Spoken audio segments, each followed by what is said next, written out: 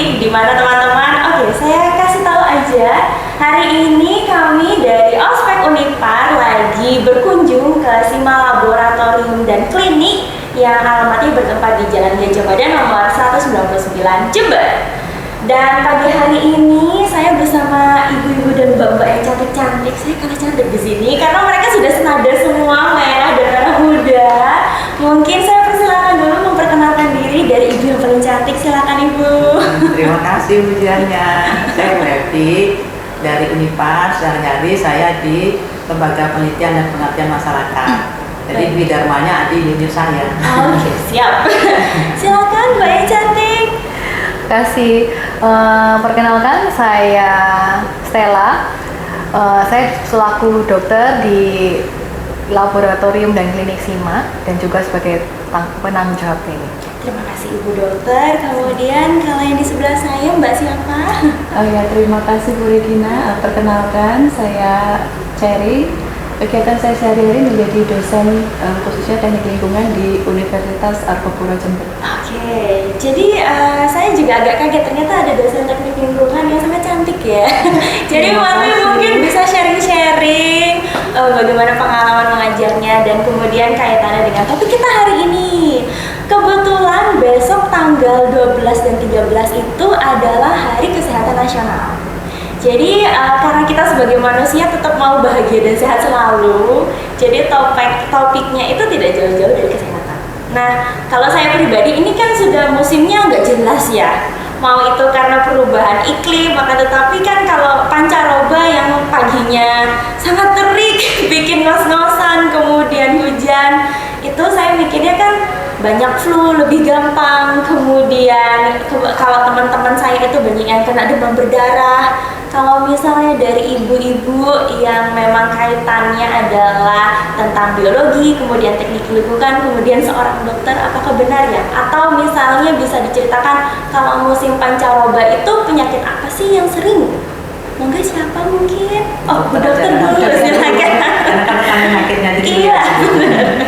Oke, kalau kita bicara tentang pancaroba ya, emang kita perlu tahu ini pancaroba itu apa? Memang kan perubahan cuaca ya, musim entah dari kemarau ke hujan atau hujan ke kemarau ya. Memang dari perubahan ini kan lebih rentan terjadinya penyakit-penyakit ya, karena memang ada perubahan cuaca yang tiba-tiba yang awalnya panas terik, tiba-tiba sorenya hujan deras gitu. Dan juga ada perubahan suhu, juga kelembapan gitu ya. Jadi dari faktor-faktor ini bisa terjadi genangan air. Nah, kalau dari genangan air ya pasti kasus DB juga bisa meningkat ya. Lalu juga dengan perubahan cuaca yang ekstrim seperti ini juga menyebabkan imunitas tubuh juga menurun. Jadi lebih gampang terserang penyakit kalau misalnya memang imunitas kita nggak kuat atau menurun tadi itu. Bisa lebih mudah terserang virus, bakteri ya. Kalau misalnya yang berhubungan dengan perubahan ini biasanya juga banyak yang flu ya, hanya infeksi saluran pernapasan.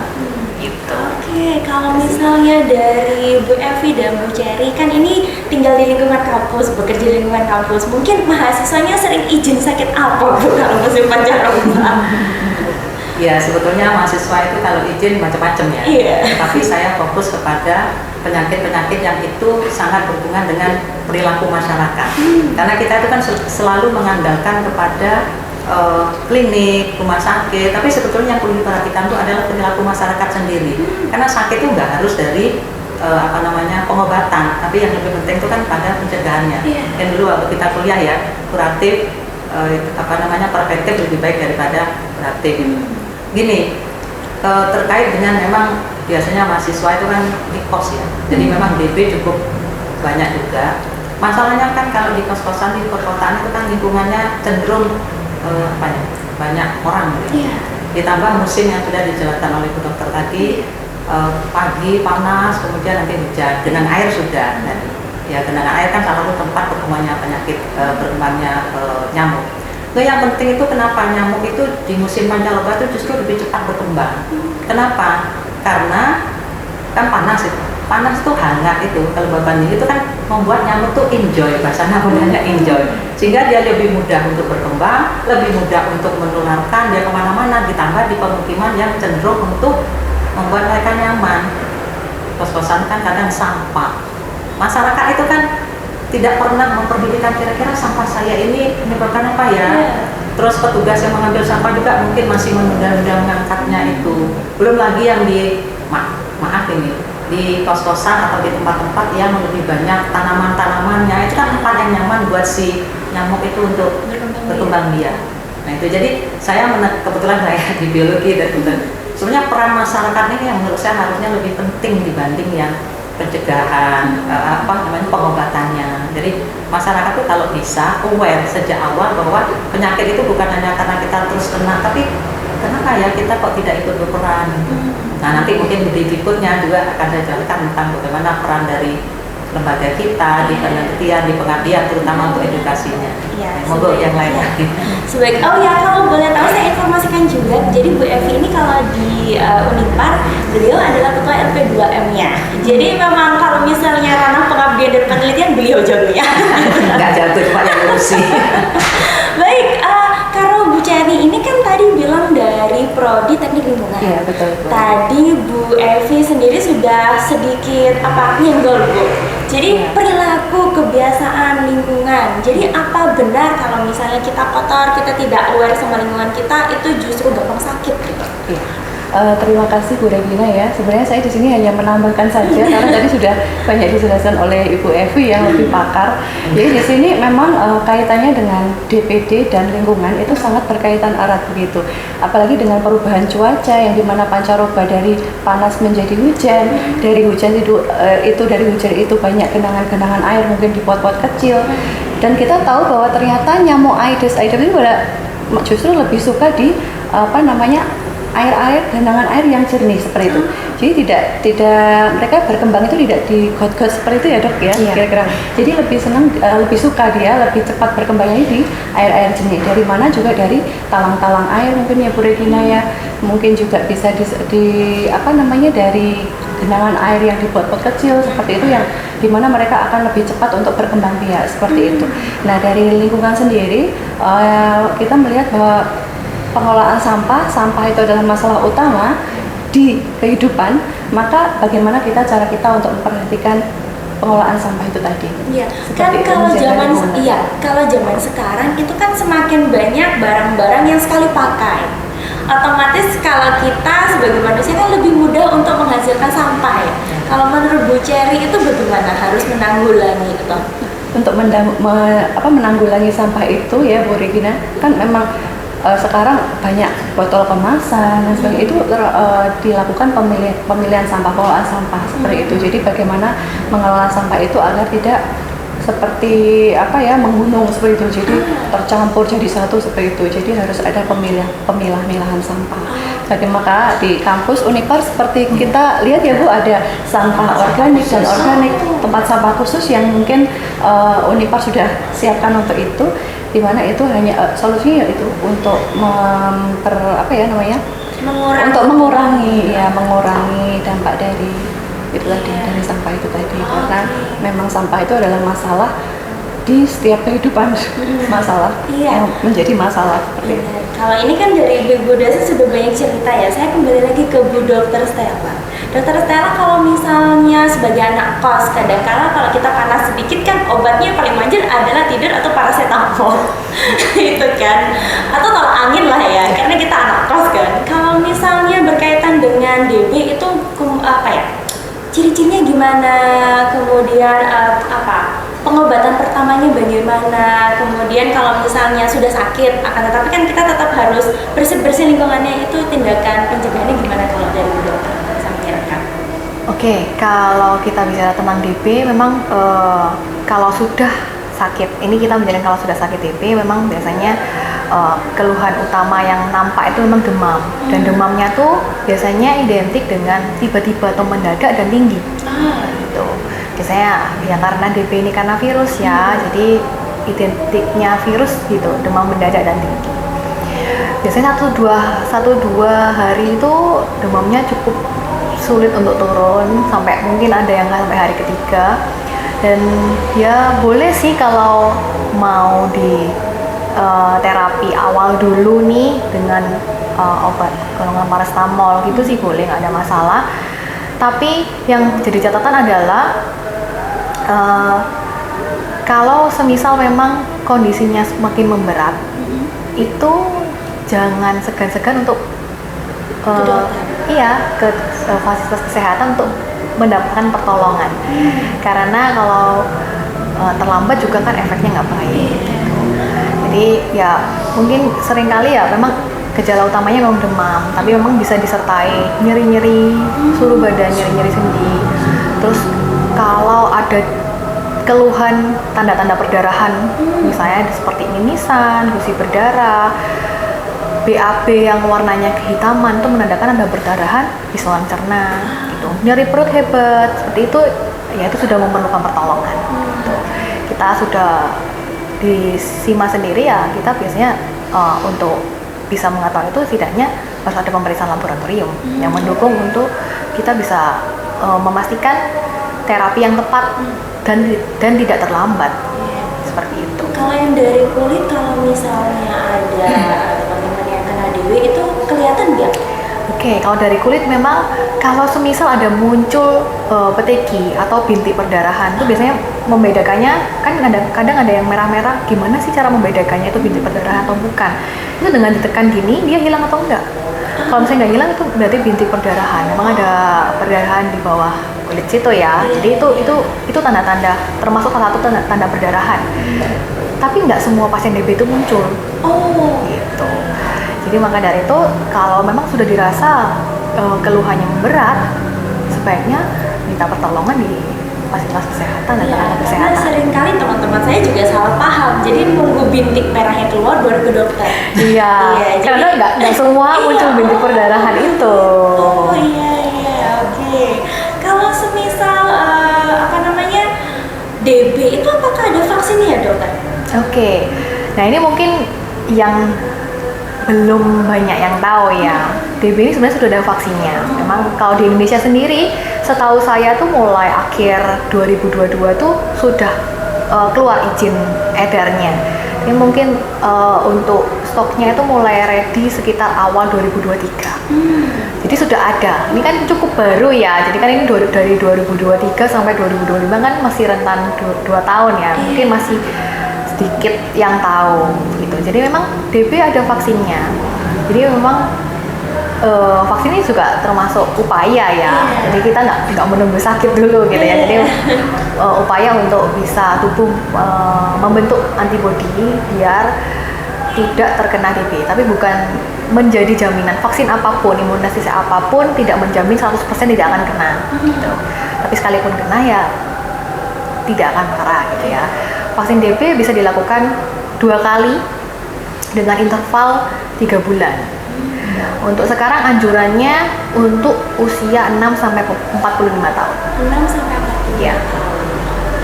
Dan itu memang bebas ya mau dilakukan kapan saja. Yang penting intervalnya 3 bulan. Iya.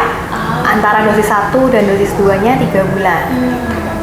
Dan ya disesuaikan ya, memang bisa kapan aja tapi disesuaikan apakah yang divaksin ini ada keluhan atau tidak. Kalau misalnya emang semua vaksin apapun kalau misalnya ada keluhan berat sih memang dianjurkan untuk ditunda agar kondisi tubuh atau kondisi fisik lebih baik dulu, karena kalau misalnya kondisi fisiknya pun tidak memungkinkan kan jadi tubuh juga respon untuk membentuk antibodi kan juga kurang maksimal gitu. Dan tentunya kalau mau vaksin DBD bisa di SIMA ya. Pastinya bisa. Pastinya bisa. Saya tidak lupa. Kemudian mungkin bisa dibocorkan mungkin karena kan banyak orang tua muda zaman sekarang kan memang benar-benar investasi dan menjaga anak mereka dengan sebaik-baiknya. Karena mereka sudah mendengar ini ada vaksin baru terkait dengan DBD, itu kisaran harganya berapa mungkin? Oke, kalau vaksin DB di kami sih kisaran harganya 600.000 itu per dosis. Per dosis. Ya. Oke. 600.000 termasuk murah ya untuk vaksin. Untuk Iya. kalangan vaksin ya. Termasuk murah kok dengan memang vaksin TB memang sekian harganya. Benar. Dari situ. Iya, dibanding resiko ya. Kalau misalnya Iya, sakit, benar. pengobatannya lebih mahal. sekali. Iya. Dan saya mau kembali lagi ini karena kita kan membahasnya tentang kesehatan dan ini isunya adalah penyakit tentang yang muncul atau lebih mudah muncul di masa-masa pancaroba. Setahu saya kan tidak hanya DB ya, walaupun DB itu memang sangat mudah untuk muncul. Mungkin ada pengalaman sebagai pendidik penyakit-penyakit lain selain DB yang muncul di kalangan mahasiswa masa pancaroba itu seperti apa ya Bu Evi dan Bu Jen? Ya selain DB itu biasanya ya hepatitis memang. Mahasiswa sering sekali hepatitis. Ya memang sekali lagi kebetulan saya di bio kemudian punya background pendidikan kesehatan. Sekali lagi sebenarnya perilaku hidup itu. Jadi menurut saya penyakit itu sebetulnya pada perilaku hidup. Jadi satu misalnya, ya maaf ya, terutama kalau ada musimnya sakit, rumah sakit itu biasanya tanya dari mana kan alamat tuh. Saya punya teman kemudian waduh ini wilayah kampus sedang mewabah ini. Masih ada kata-kata wilayah kampus. Kenapa? Karena ya satu, pola makan mereka itu kan di luar rata-rata. Dan kan bersama-sama, kan tidak mungkin penjual itu mau seperti kita mencuci air mengalir, kan tidak mungkin dong. Mereka kan menghemat tenaga, waktu, sehingga hal seperti itu yang kadang-kadang kita itu tidak memperhatikan, sehingga bukan hanya penyakit hepatitis saja, apa aja bisa saja kena, tapi memang yang sering mewabah waktu-waktu tertentu itu. Nah, sekali lagi itu. Kedua juga pola makan. Sekarang kan makannya masyarakat itu kan cenderung untuk ya yang penting pokoknya makan cepat kan gitu ya. Kadang-kadang kita juga kadang-kadang itu fast food itu Kenyang dan murah. Ya jarang sekali kita untuk makan seperti pola dulu nenek moyang ibu kita, nenek moyang kita kan jarang sekali ya, penuh dengan makanan yang dalam dulu ada paksaan masuk gitu. Sekarang kan hampir jarang. Belum lagi pola hidup, terutama bapak-bapak biasanya merokok, anak-anak juga mahasiswa kan kadang-kadang ya, ibu-ibu mungkin cenderung untuk apa sih ya, tidak memperhatikan juga pola makannya, pola hidupnya, kemudian begadang dan sebagainya. Itu juga kita kadang-kadang lupa, kita hanya oh ini infeksi, tapi kita lupa dengan perilaku hidup kita.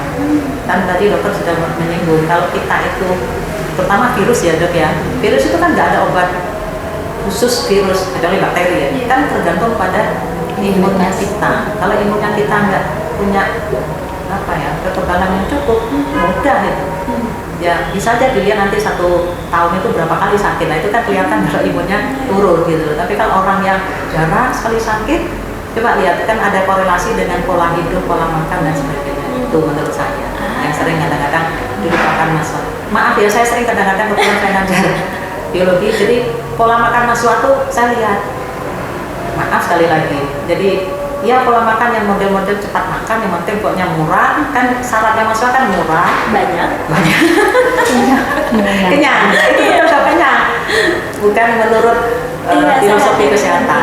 Jadi itu menurut saya betul. Sama sekali nutrisi itu nomor sekian ya dok ya, nomor 4, murah dulu, banyak, kenyang. Nutrisinya nomor 4 atau nomor 5.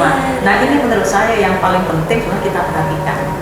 Kita kan dulu waktu COVID baru perhatikan ya imun. Dulu kan nggak pernah perhatikan. Jadi kita itu selalu kalau menyangkut wabah ada kategorinya nanti akan menyebabkan kematian baru kita bersiap. Padahal kan imun itu dibentuk lama kan. Contoh vaksin itu kan tidak hari ini suntik lalu kebal kan. Sehat. Nah itu paling contoh yang paling gampang kita lihat. Gitu.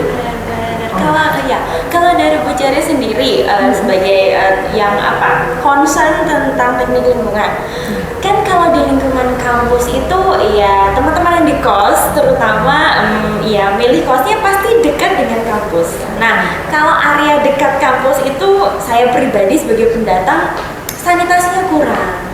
Kemudian yang dikatakan Bu Evi itu tadi benar, lembab. Ya. Nah, sebagai mahasiswa dengan kemampuan DIY kita merubah kamar kos kita untuk menjadi lebih sehat itu apakah ada tips and triknya ya Bu? Sebenarnya begini Bu, saya sebenarnya juga tidak terlalu pakar dalam untuk merubah atau jadi kita bicara bagaimana mahasiswa kita ini ketika mereka ini tinggal di suatu lingkungan yang sanitasinya kurang, misalnya ventilasinya juga kurang seperti itu ya sekarang Bu. Karena ya bicara lagi bahwa yang penting kita mencari kos itu yang murah dulu. Perkara seperti apa itu nanti saja gitu. Jadi kebanyakan kos-kosan maaf yang di dekat kos yang tadi Bu Regina sebutkan ventilasinya memang kurang, drainasenya juga karena padatnya penduduk itu ya, sehingga mobilitas di situ kan juga padat juga akhirnya, maka itu juga akan menyebabkan bahwa bagaimana drainase itu kurang, ventilasi itu kurang, itu akan menjadi pencetus suatu penyakit itu tadi. Tidak hanya DB, mungkin juga pernafasan itu juga ISPA itu yang tadi sempat kita bahas itu juga akan bisa menjadi pencetus kan ya dokter ya. Lalu apa sih yang harus kita bentuk preventif ya untuk mencegah bagaimana supaya kita tidak terjangkit penyakit itu ya. Kembali lagi tadi Bu, menjaga pola lingkungan yang bersih dan sehat itu tadi. Bagaimana caranya? Ya kembali lagi dari kita sendiri. Kita ini dasarnya seperti apa? Kalau kita dasarnya memang kita bersih, tidak terpengaruh ke lingkungan itu tadi atau terpengaruh teman, ya sebaiknya kita bagaimana? Apa yang harus kita lakukan? Misalnya mahasiswa itu bagaimana pribadinya? Apakah mereka itu tidak meletakkan baju-baju terlalu lama di cantolan, itu kan juga akan menjadi sarang nyamuk seperti itu. Seperti itu aja sih. Oh iya, dari jadi saya. Intinya menjadi orang yang lebih bersih. Ya, lebih bersih, hidup sehat, Oke. disiplin. Disiplin, oke. Kalau tadi dari Bu Evi sama Bu Cherry sama Bu Dokter tadi juga menyinggung tentang ISPA. Saya mau bertanya Bu, sebagai orang awam itu ISPA itu yang seperti apa? Kemudian kok bisa lebih marak terjadi di Pancaroba? Apakah benar karena memang gaya hidup seperti yang dikatakan Bu Evi tadi? Bu Dokter.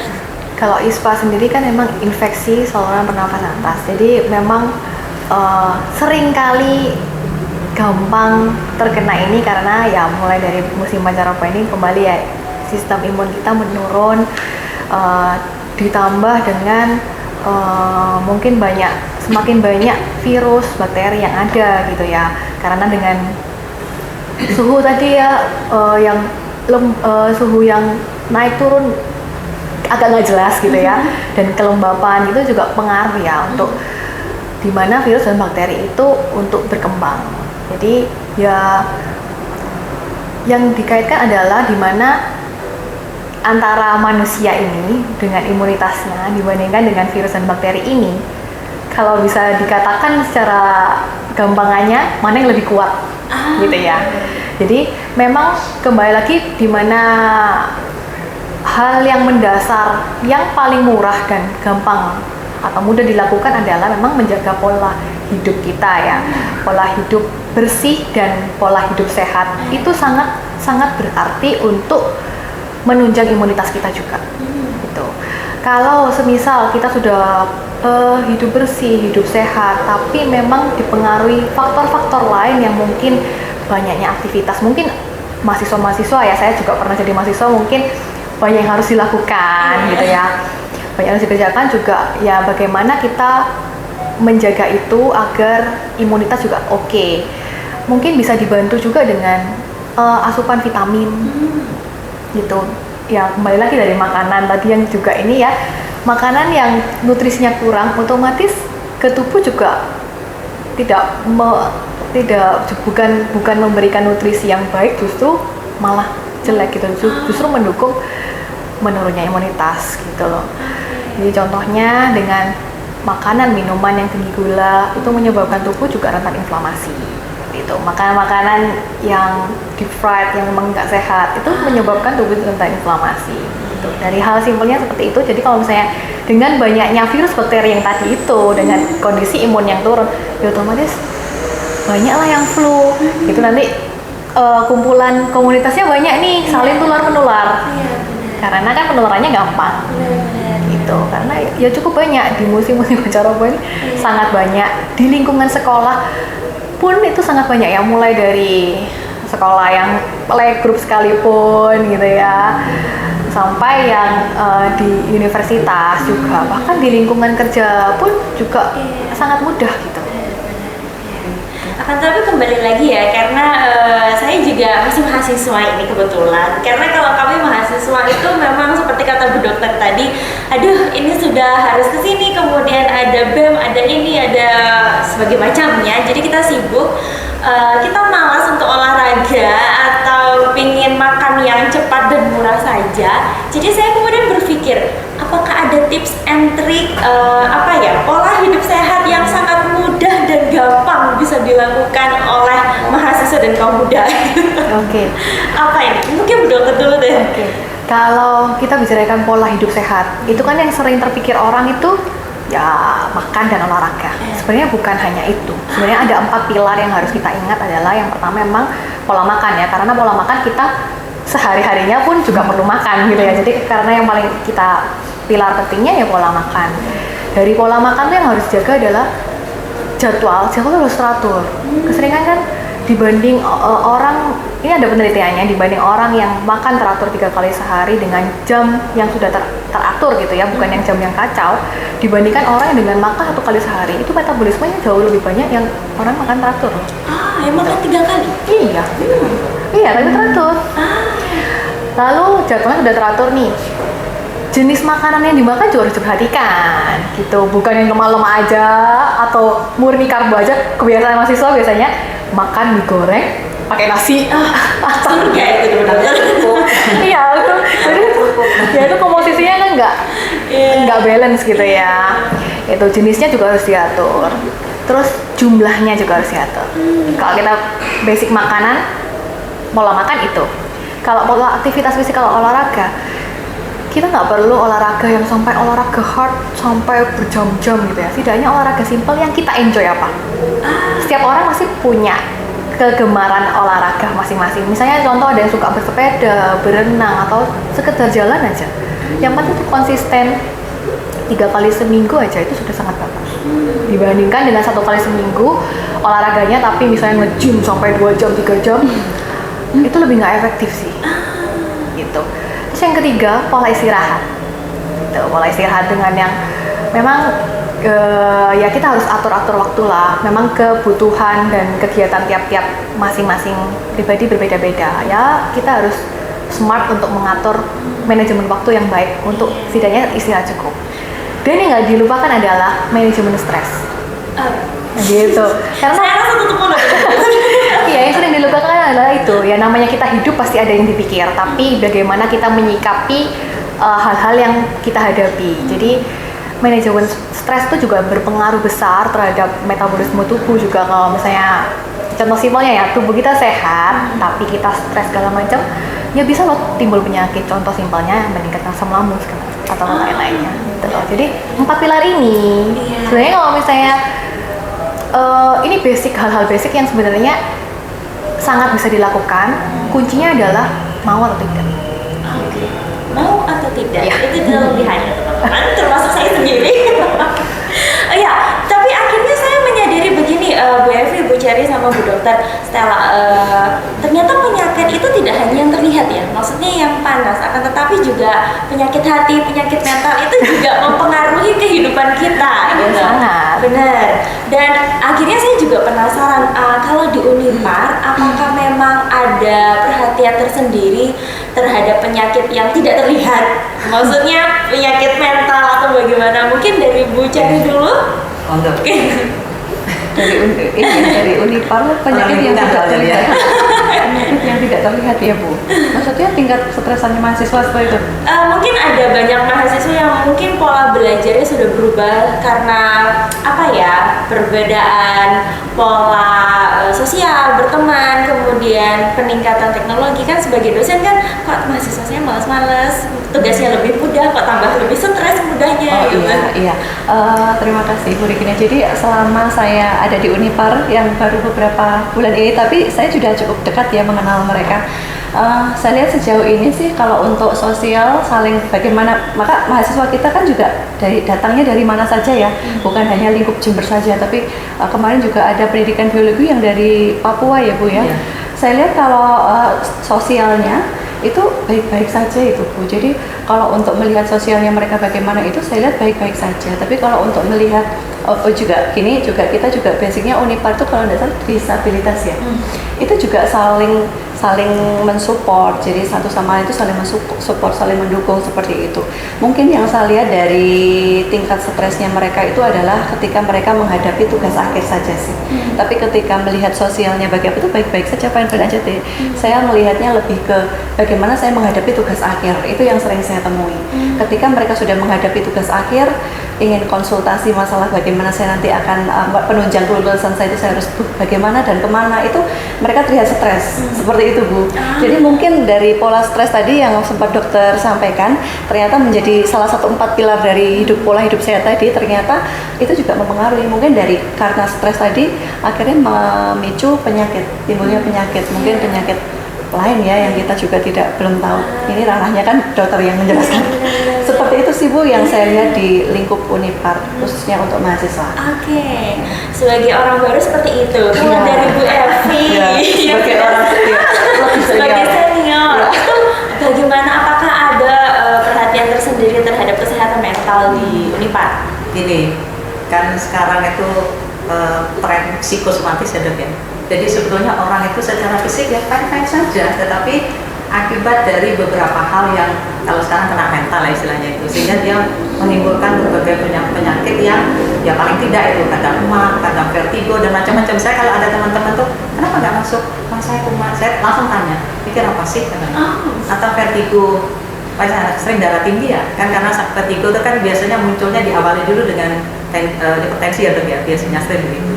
Nah kalau saya melihat justru malah kalau mahasiswa mungkin tidak terlalu psikosomatisnya itu, tapi justru pekerja, artinya tendik ataupun dosen, karena kan kita kan punya tuntutan dari universitas kita. Itu yang pertama. Yang kedua, intensitas kita bekerja, kemudian juga pelayanan kita, terutama saya melayani dosen yang mulai dari kelas yang mulai paling paham, yang tidak paham sekali, itu kan kadang-kadang membuat kita stres. Terutama saya di LP2M ya, karena juara itu Pak saya. Kadang-kadang, ya maaf, kadang-kadang saya kadang-kadang sering apa ya, kalau aku Bu Evi itu sering, sebenarnya bukan marah, saking jengkelnya. Tapi justru saya Dok ya, artinya kalau saya apa bahasa Jawa didiam itu malah justru ke saya. Tapi kalau saya keluarkan, saya kan orangnya ceplos-ceplos, ya kan keluar itu selesai. Justru di psikis saya itu tidak menjadi masalah. Nah, jadi yang justru menurut saya yang paling perlu diperhatikan sebenarnya teman-teman tendik dan dosen, terutama mereka yang struktural. Struktural ini kan beban kerja dan tuntutannya kan lebih banyak daripada yang non struktural itu. Kemudian untuk mahasiswa sendiri, sebenarnya mahasiswa menurut saya karena mereka itu kan tuntutannya terutama yang mereka tidak bekerja ya, kan hanya kuliah saja, apalagi sekarang sudah ada beasiswa, sehingga menurut saya lebih ringan dibanding dulu ketika zaman saya kuliah dulu. Nah, mahasiswa itu pola belajarnya sering saya kritik. Kalau saya dulu 10 kali 1, jadi belajar tuh mulai nyicil sampai terakhir temuan tuh sudah nggak terlalu banyak yang dipelajari. Masa sekarang kan 10 kali 1 semua, ya makanya mahasiswa kalau kita tanya di depan kita mulai dari kapan kok banyak, nah karena dia baru belajar ketika mau ujian. Nah menurut saya ini kan nggak bagus, jadi mestinya teman-teman di dosen terutama itu mulai melatih mahasiswa. Kalau saya dulu nggak dilatih, karena dilatih sendiri karena kepepet ya dulu, karena kuliahnya itu harus biaya beasiswa, sehingga gimana caranya cepat selesai. Ya belajar itu saya bilang, coba kalau belajar itu 10 kali 1 ya ini sampai begitu Anda mau ujian itu no problem, jalan-jalan malah. Karena kan sudah belajar selama ini itu. Kalau stres mungkin tidak terlalu seperti yang dikatakan Bu Cherry tadi, mungkin ya memang betul di tugas akhir terutama kan. Sebenarnya tugas yang membuat stres itu kan apa? Menghubungi dosennya, belum lagi berhadapan dengan dosennya, kan itu sebenarnya masalahnya itu. Tapi kalau mereka itu siap sejak awal, itu menurut saya mengurangi stres tersebut. Jadi mahasiswa mestinya lebih ringan kalau dia pola belajarnya itu teratur, diatur juga dengan tadi ya pola hidup sehat. Ya betul kata. Kadang-kadang ya itu akhirnya ketika mereka ujian, karena sudah bahasa Jawanya apa ngebleng ya. Nah itu akhirnya kan tidak tidur, sampai di kampus pingsan, belum ujian sudah pingsan. Ada itu masalahnya itu. Apalagi dosennya saya.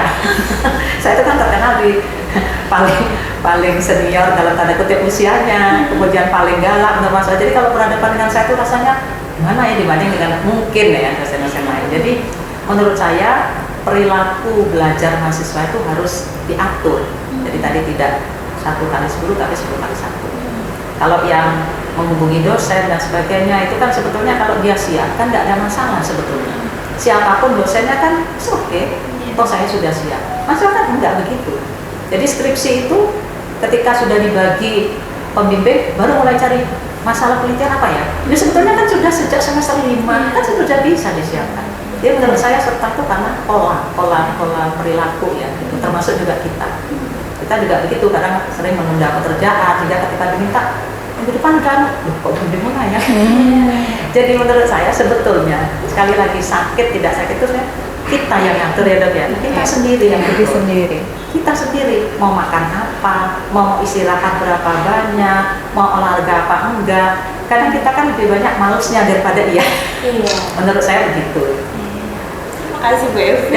Dan sayangnya ini ya, mungkin kalau saya sarankan perguruan tinggi kita itu mungkin ada kerjasama dengan, ya maaf sekali lagi dengan, saya nggak ini ya gimana aja, dengan fasilitas kesehatan yang mungkin tiap tahun itu ada pemeriksaan rutin yang harganya mungkin tidak terlalu mahal, ada subsidi. Nah itu kan kita lebih aware. Kalau tiap tahun kan kita tahu saya selama ini kan saya hanya masing-masing individu ya. Kalau saya insya Allah rutin lah, walaupun mungkin tidak tiap 1 tahun persis, tapi cuma kan yang lain kan enggak, sehingga kalau orang itu aduh saya nanti takut kena ini, sehingga dia jauh-jauh hari sudah mengatur dulu, oh saya harus begini seperti itu.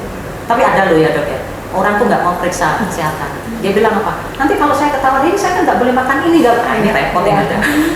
Iya, banyak. Melanjutkan dari statementnya Bu Evi, jadi saya berpikir bahwa gini, sebenarnya ada 2, tapi yang pertama dulu saya sampaikan, penting nggak sih untuk cek kesehatan rutin? Karena kan kalau misalnya saya lihat di Indonesia itu kalau sakit baru periksa. Padahal kan kalau misalnya saya ingat pas saya kecil itu diajarkan 6 bulan sekali ke dokter gigi, periksa gigi, tapi saya pribadi tidak melakukannya.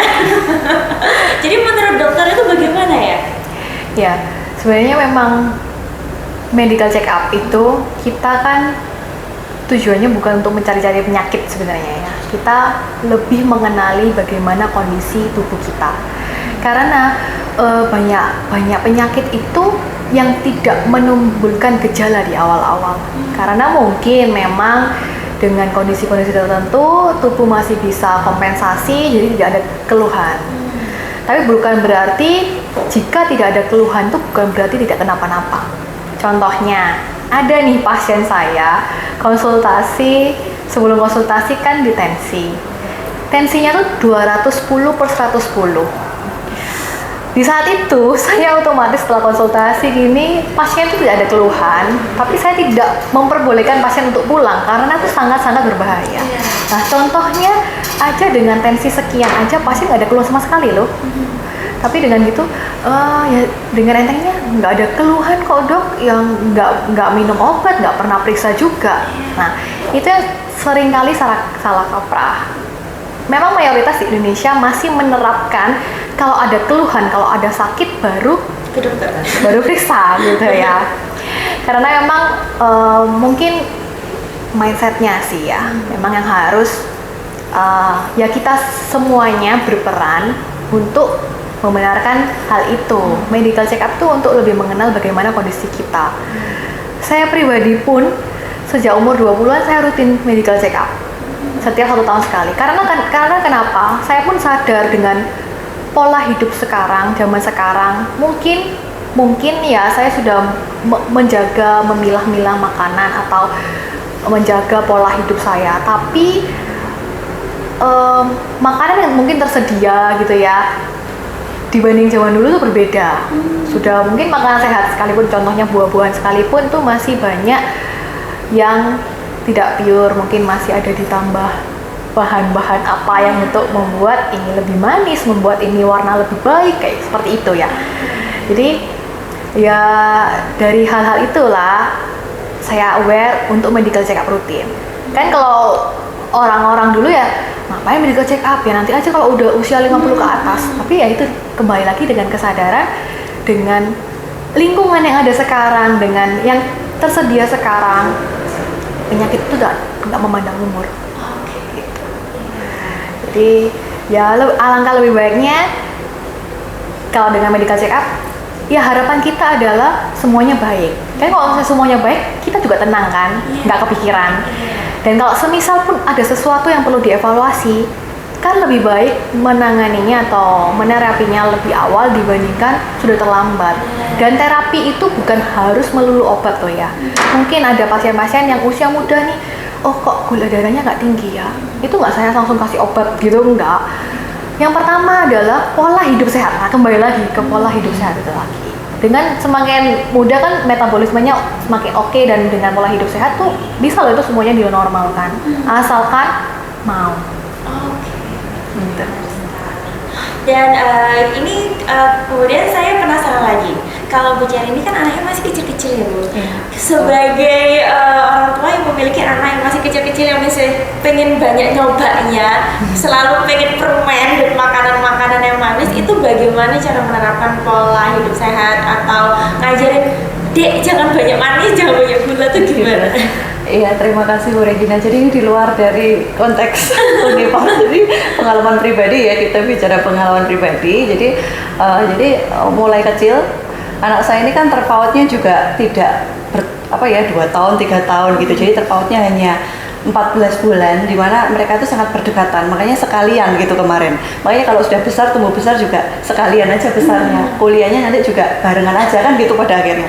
Jadi kalau untuk pencegahan, untuk cara saya mendidik mereka supaya mereka tidak ketagihan gitu sampai sekarang tuh harus mengkonsumsi permen atau ciki-ciki, itu memang pembiasaan mulai dini. Jadi bagaimana saya memberikan nutrisi mulai kecil, MPASI-nya itu Bu Regina, jadi memang saya atur sedemikian rupa untuk saya harus menerapkan MPASI itu Dok, yang diajarkan ya, saya ikut edukasi dokter anak ya, jadi ikut seminar seperti itu dulunya, lalu saya terapkan ke anak saya. Ternyata dari pembiasaan mulai dini itu ketika mereka tumbuh sudah terbiasa Bu Regina, jadi ke sekolah bawa bekal tidak harus ciki, diganti dengan apa? Jajan pasar seperti itu. Jadi untuk mengatasi mereka harus bagaimana itu ya pembiasaan mulai dini itu tadi sih. Jadi karena pembiasaannya sudah ibaratnya kalau dokter bilang steril gitu ya, nanti semakin besar semakin mengikuti. Tapi tidak tahu lagi kalau di luar kantin sekolah bagaimana, tapi saya sepertinya menerapkan itu dan mereka anak-anak sudah menjadi pembiasaan seperti itu. Kenapa saya mengundang Bu Cherry menceritakan pengalaman pribadi, karena adik-adiknya masih usianya cukup muda. Karena saya berpikir bahwa yang memang berpikir untuk medical check up itu kan kaum-kaum yang berumur 20 ke atas. Sehingga saya punya pertanyaan, apakah misalnya kalau anak-anak juga wajib untuk medical check up secara rutin, Dokter? Sebenarnya kalau ini case by case ya. Kalau misalnya untuk medical check up, memang untuk case anak-anak ini, kalau semisal medical check up berhubungan dengan gula, profil lemak yang sering diketakutkan gitu ya, berhubungan dengan penyakit kronis sih, memang mungkin belum perlu yang sampai rutin sekali gitu. Tapi dilihat case-nya ya, karena case-case-nya juga ada anak-anak yang dengan diabetes tipe 1 yang memang kelainan bawaan yang memang harus cek rutin berkala. Dan untuk mungkin keluhan lain yang mungkin emang ada gangguan dengan dari hormonnya, jadi mungkin case by case, karena memang untuk case anak-anak yang untuk berhubungan dengan case-case kronis itu memang jumlahnya sedikit dibandingkan case-case akut. Jadi kalau misalnya anak-anak sih memang untuk case-case akut yang seperti infeksi gitu memang perlu cek gitu ya, memang saat ada paparan atau ada keluhan gitu. Tapi kalau misalnya untuk case-case kronis sih dilihat dari case by case-nya gitu. Terima kasih Dokter. Sekarang saya kembali lagi ini karena perbincangan kita dari awal sudah sangat banyak.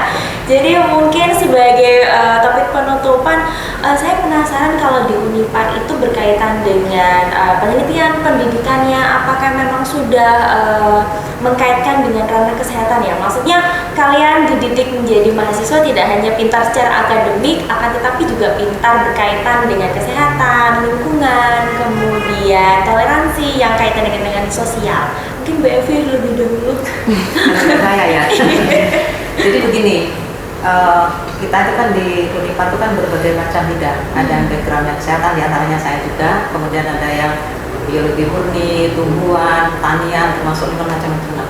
Jadi memang begini, kalau saya lihat secara sporadis memang ada. Jadi kita itu kan ada penelitian, ada pengabdian. Terutama di penelitian, ya ada yang mungkin tidak langsung kepada kesehatannya persis gitu, atau saya kesehatan tapi bidangnya saya kan ke infertilitas pria. Tapi juga sebagian di di nutrisi juga sudah ada penelitian tentang itu. Kemudian di teman-teman yang di pertanian mungkin tanaman-tanaman yang bisa mana sih yang kemungkinan bisa untuk membantu menunjang kesehatan, mungkin lingkungan gitu. Saya ingat beberapa tahun ini ya, tahun 2025 ini di FS itu ada yang mendapat hibah penelitian tentang mikroplastik. Kan dalam kitret itu ada, saya lupa pastinya, tetapi tentang mengetahui mikroplastik yang mungkin bisa itu kan ketahuan sekarang. Nah kemudian di pengabdian juga kita, nah ini pengabdian yang paling sering, karena kan kalau mahasiswa itu terutama KKN, terutama kalau mahasiswa KKN itu kan pasti poin pertamanya kan mereka memang memberdayakan masyarakat, baik itu dalam bidang pendidikan maupun kesehatan, termasuk budaya, agama dan sebagainya. Jadi di pengabdian itu yang sebetulnya bisa langsung kita manfaatkan karena kan langsung dengan masyarakat. Kalau penelitian kan masih kita dulu nih, baru kita ambil di pendidikannya dulu. Tapi kalau yang di pengabdian itu kan langsung ke masyarakat. Nah memang belum terfokus pada satu bidang, tetapi sporadis.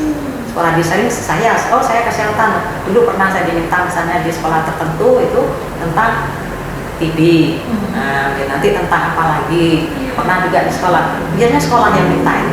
Nah, sekolah kemudian tentang apa? Tentang nutrisi. Karena kan sekali lagi kalau pelajar itu kan makannya apalagi dalam tanda di pondok kan sembarangan, itu merekanya itu tidak diawasi mungkin, nah itu. Jadi sporadis sudah itu. Nah, ini mungkin yang nanti ke depan memang kita akan W1 sudah ngomong ke saya, ke depannya itu kita akan membuat semacam kelompok-kelompok riset.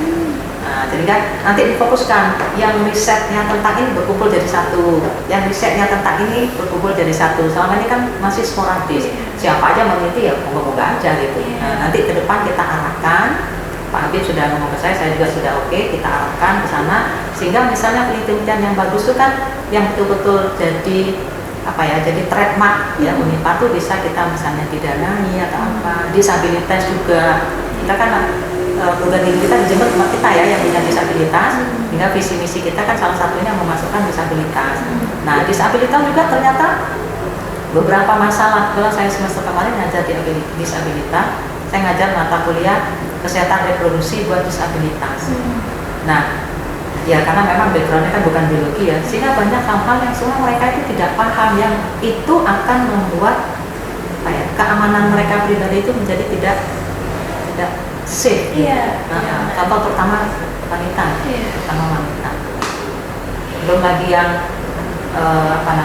kegiatan-kegiatan di luar kampusnya. Nah itu kan kita juga membentengi mereka ya, supaya mereka itu aman.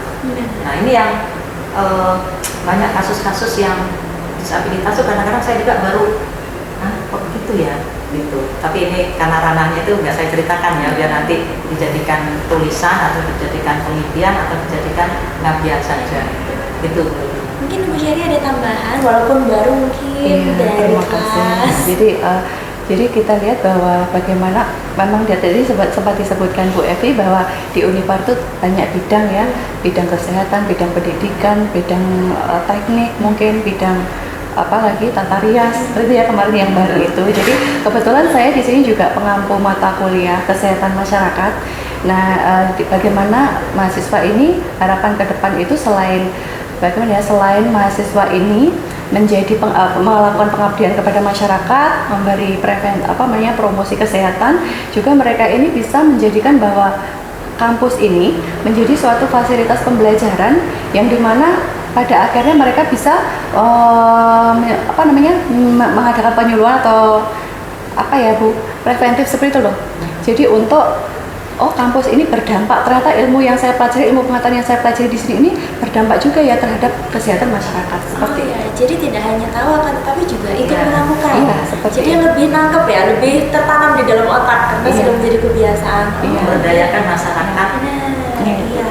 Untuk di praktiknya itu juga di dalam kesehatan masyarakat di situ kan juga ada demografi, ada seperti ikut penyuluhan, ikut posyandu, itu dimana mereka juga harus tahu gitu.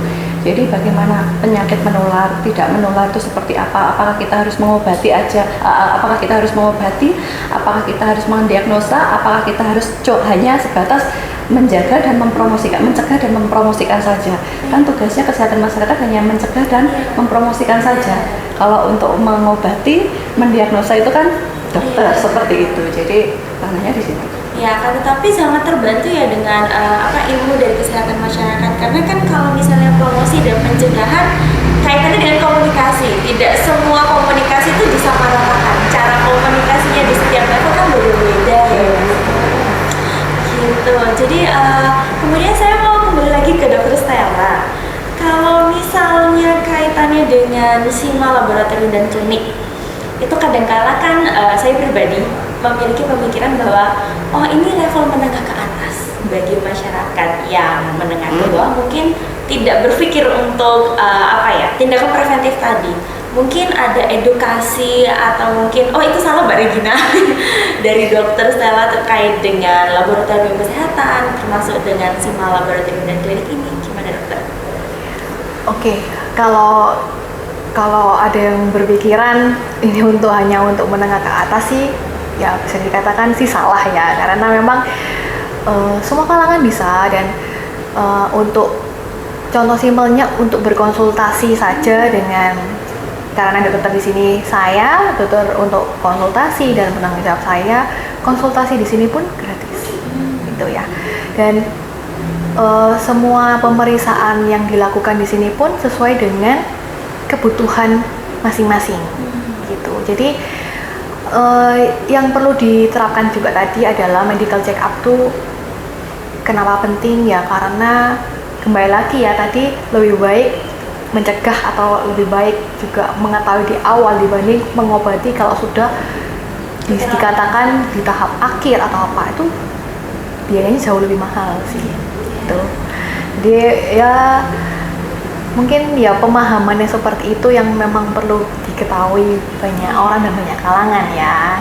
Ya, semoga dari podcast ospek ini kan tahu kalau di SIMA itu tidak hanya untuk cek laboratorium, tapi konsultasi pun itu dilayani. Iya. Seperti itu. Oke, mungkin sebagai penutup dari Bu Evi, Dokter Stella dan Bu Cherry, mungkin ada kesan dan pesan terkait dengan kesehatan, karena mau tidak mau kan kaitan podcast hari ini adalah tentang kesehatan nasional.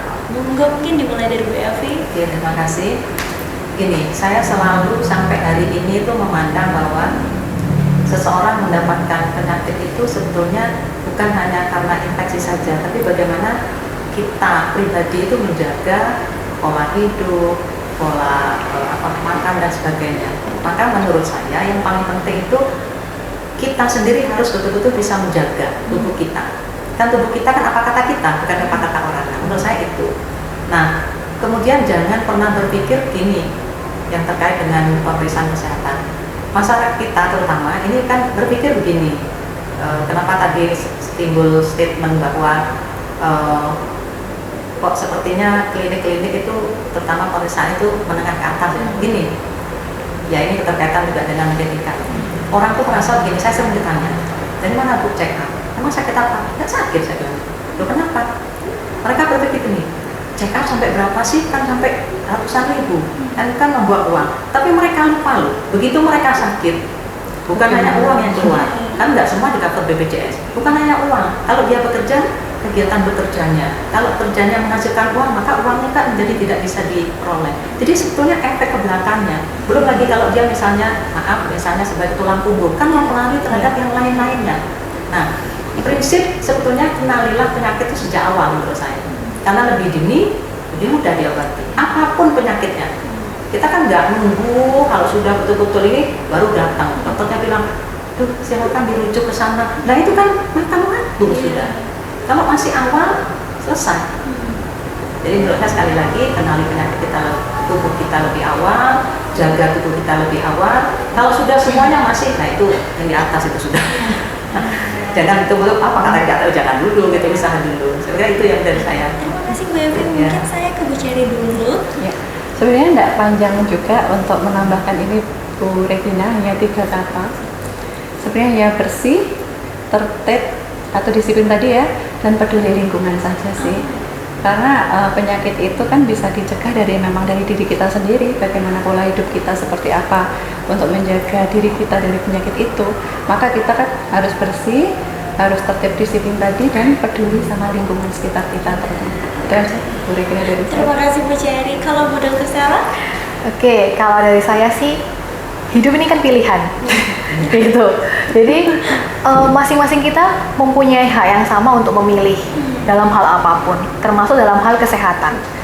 Jadi dari melalui podcast Ospek hari ini gitu ya, secara teori itu sudah tahu ya, maksudnya kurang lebihnya sudah paham gitu ya, sudah lebih mengerti bagaimana apa-apa yang harus dilakukan. Pilihannya adalah mau menerapkan itu atau tidak. Gitu. Saya langsung terenyuh ya, mau menerapkan atau tidak, hidup itu pilihan. Baik, saya ucapkan terima kasih kepada Dr. Stella dan kepada Sima Laboratorium dan Klinik, Bu Cherry. Terima kasih Bu Evi, terima kasih sekali. Perbincangannya sangat menggugah dan sangat mengedukasi. Semoga hidup ini pilihan dan kita bisa memilih untuk menerapkan yang terbaik. Tidak hanya untuk diri kita, tetapi juga untuk sekitar kita. Dan saya harapkan para pendengar, para penonton, dan ibu-ibu dan mbak-mbak yang cantik di sini sehat selalu. Amin. Selalu dalam lindungan Tuhan, sehingga kita bisa ngobrol lagi di kesempatan selanjutnya. Dan semoga kita bisa